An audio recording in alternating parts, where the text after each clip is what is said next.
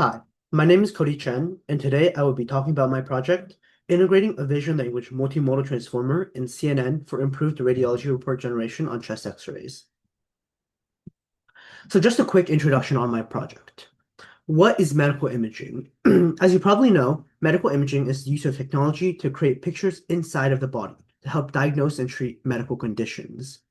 And some common medical imaging techniques include X-rays, MRIs, CT scans, and ultrasounds, and they play a pivotal role in diagnosing and managing a wide variety of medical conditions.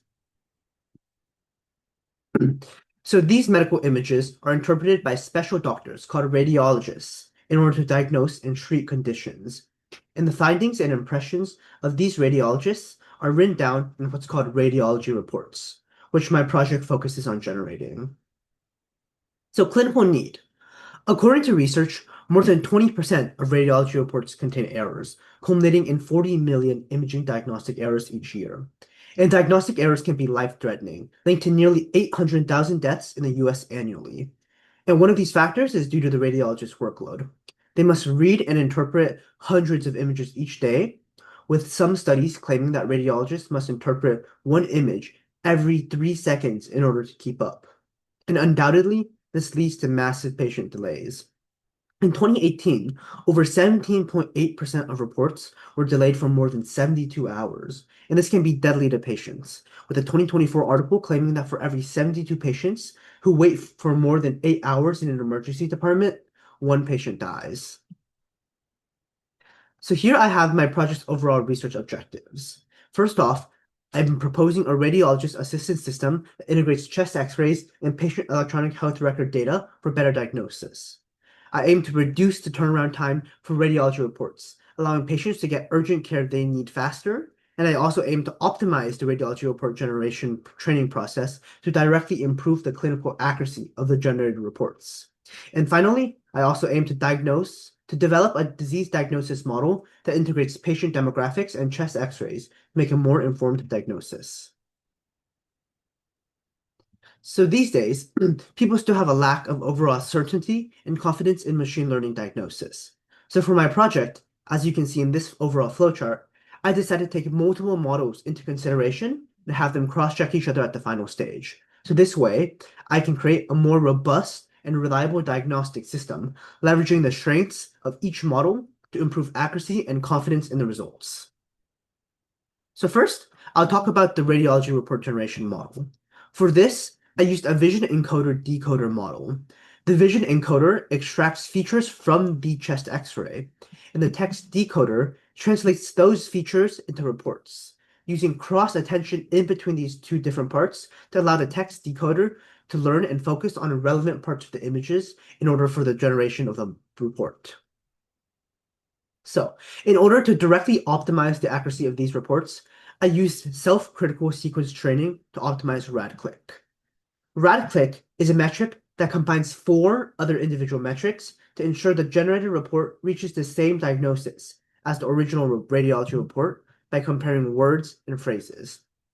Self-critical sequence training improves rad-click by using reinforcement learning to compare rewards of the sample sequence against a baseline generated by greedy decoding, allowing the training process to directly optimize rad-click and thus improve the clinical accuracy of the generated reports. So moving on to the multi-label disease classification. The image is first passed through a convolutional neural network to process the chest x-ray and extract features using convolutions and sliding windows. At the same time, the patient demographic data is passed through a multi-layer perceptron, as shown on the here, a fully connected network capable of finding nonlinear patterns in the data. And together, these models share a classifier head, allowing to use both image and demographic data to predict possible chest conditions in the patient. So some further improvements I made are that I used Monte Carlo dropout, which is applied at both training and inference. Monte Carlo dropout simulates an ensemble of models by adding dropout at runtime, allowing for an uncertainty estimation of the results. I also applied GradCam, which visualizes the important regions in the chest X-ray for each condition, highlighting regions the radiologist can further investigate and make their own diagnosis on. And finally, for the cross-checking, I extracted key medical keywords from the report using the RADgraph model, and then cross-checked these extracted medical keywords with the predicted diseases from the CNN and MLP module.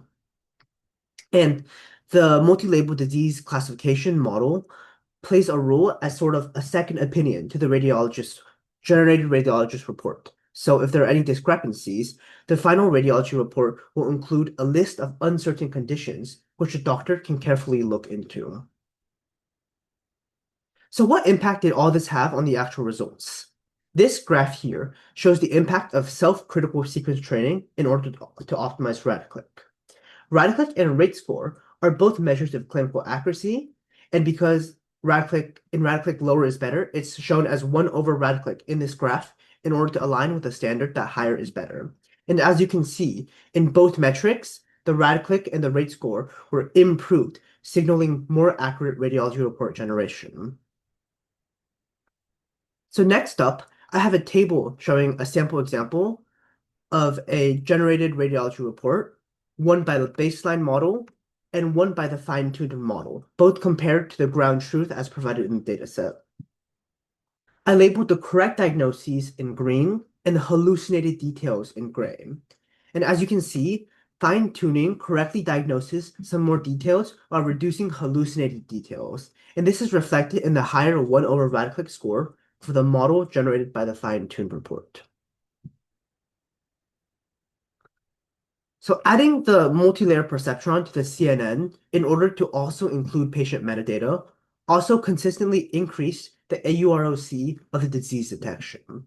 And AUROC is a performance measurement which indicates how well the model can differentiate between classes. So in this case, it reflects the model's improved ability to distinguish between different conditions. And in order to confirm, I added the multi-layer perceptron to process the patient demographics to 3 different CNN architectures: EfficientNet B3, ResNet 50, and VGG16.